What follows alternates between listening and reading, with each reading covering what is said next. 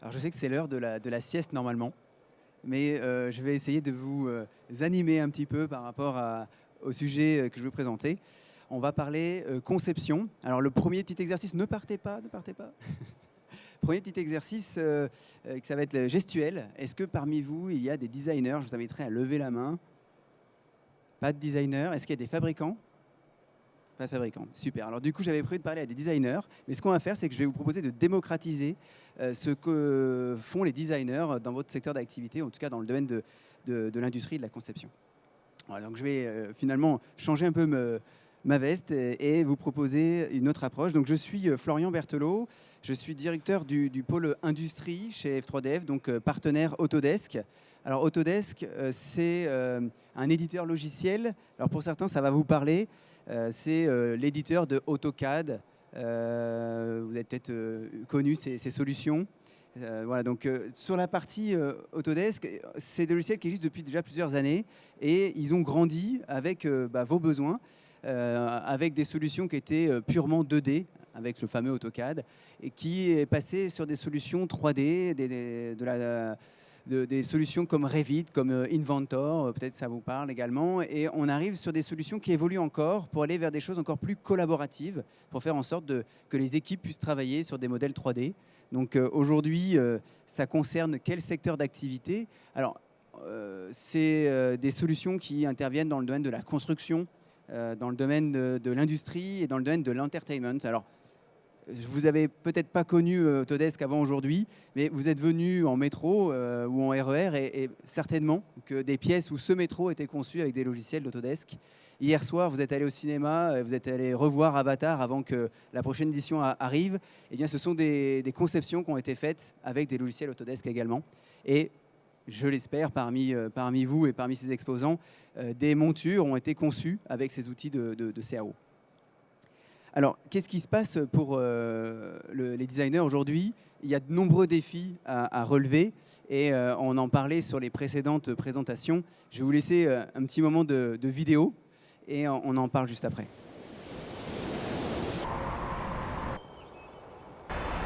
We have limited resources. How do we keep up with demand? There's so much waste. We need more housing. What about hospitals? How do we still be sustainable? How do we still be sustainable? Our world is changing so fast.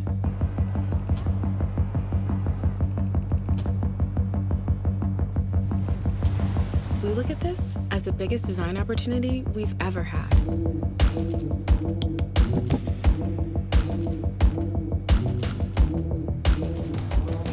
Generative design is opening the door to creating design options that are stronger, lighter, and meet other constraints in ways that were never before possible.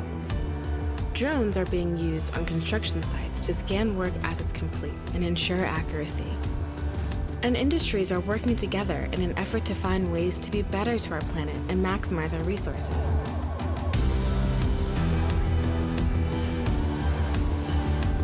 By combining our imagination with automation and new technology, we can do more meaningful work. We can create all that humanity needs with less negative impact. At Autodesk, we believe we can balance the inevitability of more with the reality of less by embracing the opportunity to design and make better. C'est tout un programme. Alors aujourd'hui, nous sommes face à des défis, on en parlait dans les précédentes présentations, qui sont nombreux et qui sont complexes. Le monde change, est en train de changer, évolue en permanence. On est de plus en plus nombreux, on est dans une logique aussi de croissance, d'innovation. Et en même temps, la réalité, c'est que nous sommes avec des ressources qui sont limitées et qu'à un moment donné, il va falloir se poser des bonnes questions. Et l'enjeu aujourd'hui, c'est d'avoir des opportunités avec tous ces défis et peut-être de construire de manière différente, peut-être plus intelligente. Et pour ça, nos designers ont des défis à relever. Vous avez des défis à relever. Et Autodesk met en place des solutions qui vous accompagnent à travers ces défis. Et là, aujourd'hui, ce que je vous présentais, c'est un des outils parmi plusieurs pour pouvoir renouveler, imaginer notre nouvelle façon de concevoir. Et ce que je vous présente aujourd'hui, c'est un nouveau logiciel. Peut-être certains en ont entendu parler, c'est Fusion 360. qui en fait vient réconcilier plusieurs mondes. Alors, on parlait de designer, alors, c'est peut-être un monde qui est éloigné pour vous, mais aujourd'hui on a cette logique de design, de création, de formes libres, de formes complexes qu'on doit imaginer pour créer des montures ou créer des produits du quotidien. Et de l'autre côté, on a aussi la problématique d'industrialisation. On doit fabriquer, on doit produire, et on est dans des logiques peut-être différentes. Et ce sont des mondes de la 3D qui sont parfois opposés. Et là, aujourd'hui, il existe des solutions qui permettent de travailler ensemble, de réunir les problématiques d'un designer, d'un metteur au point, de services de bureaux d'études, mais également de services marketing qui ont besoin de faire des rendus 3D pour présenter des collections. Tout ça, c'est des mondes complètement différents. Et aujourd'hui, Fusion 360 vient faire la fusion de ces différents sujets. Alors, vous allez voir des images qui vont peut-être pas forcément parler directement, mais ce sont tous les secteurs de l'industrie qui sont touchés avec toute cette approche de la 3D, donc ce qu'on appelle la 3D libre et créative, et de la 3D paramétrique, technique, qui viennent être juxtaposées et pouvoir travailler ensemble. Et là où ça apporte quelque chose de nouveau et qui est essentiel aujourd'hui, c'est la collaboration. C'est comment on fait pour travailler ensemble. Vous avez aussi des rythmes de travail qui sont différents. On est parfois sur différents continents.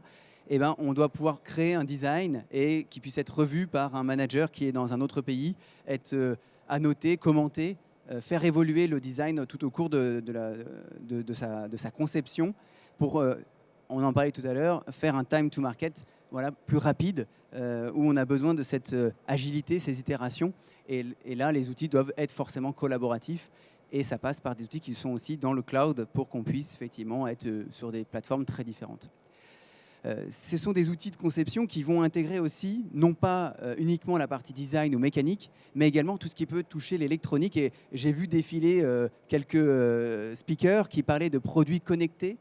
Aujourd'hui, une lunette n'est pas uniquement une partie métal ou plastique, ça peut être aussi des éléments électroniques qui vont venir capter de l'activité, récupérer de la data. Et tout ça, c'est dans un seul et même concept produit.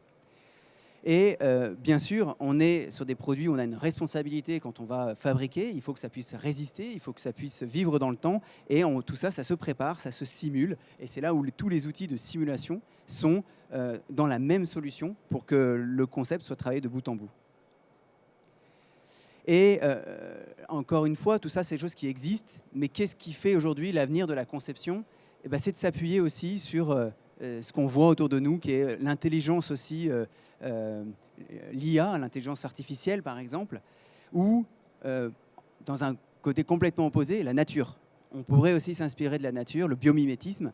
C'est ce qu'aujourd'hui proposent les éditeurs, c'est de travailler sur ce qu'on appelle le design génératif, qui va s'inspirer d'algorithmes du vivant, d'algorithmes d'éléments aussi qui sont inspirés des végétaux, du développement osseux par exemple, et de créer des formes complètement organiques, mais qui vont répondre au même cahier des charges qu'on a sur des produits classiques. Donc c'est ce qu'on appelle le design génératif, c'est de finalement rentrer ces contraintes, prévoir aussi quels vont être les procédés avec lesquels on va fabriquer, anticiper peut-être. Est-ce que c'est quelque chose qui est une très courte série spécifique qui va être fait en impression 3D? Est-ce que ça va être de la grande série qui va demander de l'injection? Ça, on va pouvoir l'anticiper et le prévoir et le rentrer dans les paramètres de notre pièce ou de notre concept. Et ça va être le logiciel qui va proposer, qui va aider le designer avec un certain nombre d'itérations. Alors ça peut être 100, 1000 modèles qui vont répondre à ce cahier des charges et qui vont vous permettre d'innover et d'avoir des formes complexes, des formes finalement auxquelles on n'aurait pas pensé naturellement, et là où le naturel, lui, a des solutions. Donc ça, ce sont aussi des nouvelles façons d'aborder le design. Et c'est bien d'avoir des logiciels de conception, mais aujourd'hui, on ne peut plus décorréler la conception de la fabrication. Et c'est pour ça qu'on parle de solutions logicielles de conception et de fabrication intégrées. On va pouvoir imaginer comment ce qu'on vient de penser, l'idée qu'on vient d'avoir, comment elle va être fabricable. Est-ce que c'est faisable? Est-ce que c'est cohérent? Et on va pouvoir aller vers des solutions traditionnelles d'usinage, d'injection, mais également de fabrication additive, puisque là, c'est aussi une tendance. On est dans le Trends Forum juste derrière nous et on peut voir déjà des lunettes qui sont pensées en fabrication additive. Pourquoi? parce qu'on a besoin de pouvoir faire des courtes séries, des pièces de plus en plus personnalisées, répondant aux exigences de clients, mais aussi de pièces qui doivent être relocalisées, qui doivent nous permettre d'avoir des évolutions produits très rapides, d'où l'importance de cette fabrication additive qu'on retrouve dans ces produits et qu'on retrouve forcément dans nos logiciels. Alors aujourd'hui, comment, avec toutes ces pistes que je vous ai suggérées, comment on peut vous accompagner? Eh bien, notre vision aujourd'hui, c'est de se dire qu'il y a des évolutions et que notre rôle, c'est de vous accompagner, de vous aider à vous approprier ces technologies pour relever tous les défis qu'on a évoqués tout à l'heure. Et pour cela, donc, on a mis en place des outils très simples. Ça peut passer par de la compétence, du training, mais également des centres de recherche, des centres aussi d'expérimentation où vous pouvez venir tester les technologies, que ce soit des technologies additives ou de parler de matériaux, de nouveaux matériaux. On en parlait tout à l'heure avec d'autres speakers. Et par cela, effectivement, notre rôle, c'est d'être à toutes les étapes de ces défis à relever, que ce soit d'évaluer les possibilités, la faisabilité de vos idées, et de voir quelles sont les solutions technologiques qui existent derrière ça, d'en faire aussi des preuves de concept, parce qu'avant de se lancer, il faut aussi sécuriser votre approche, et on est là dans cette phase de validation et de test. Et bien sûr, notre casquette, c'est d'être là en tant qu'intégrateur, il n'y a pas de solution toute prête, clé en main, qui sera la même pour un tel ou un tel, mais c'est d'être à vos côtés, comprendre vos besoins, comprendre vos défis sur votre marché et de vous apporter ces briques technologiques pour que ça ait du sens. Et bien sûr, c'est un défi qui passera par de l'acquisition de compétences et on a mis en place des centres de formation pour vous permettre de monter en compétences et de transformer l'essai. Si vous avez des questions, si vous voulez découvrir effectivement ces aspects-là, nous sommes juste à côté. On a préparé l'équivalent de ce qu'on appelle un lab qu'on retrouve chez nos clients, alors que ce soit des clients dans le domaine du luxe comme le groupe LVMH ou L'Oréal ou dans le domaine de l'automobile, de l'aéronautique. C'est ce qu'on voit pousser dans les entreprises. C'est des labs d'innovation. Donc venez le parcourir, venez voir si ça a du sens pour vous, si vous avez des questions, et on pourra échanger sur vos projets.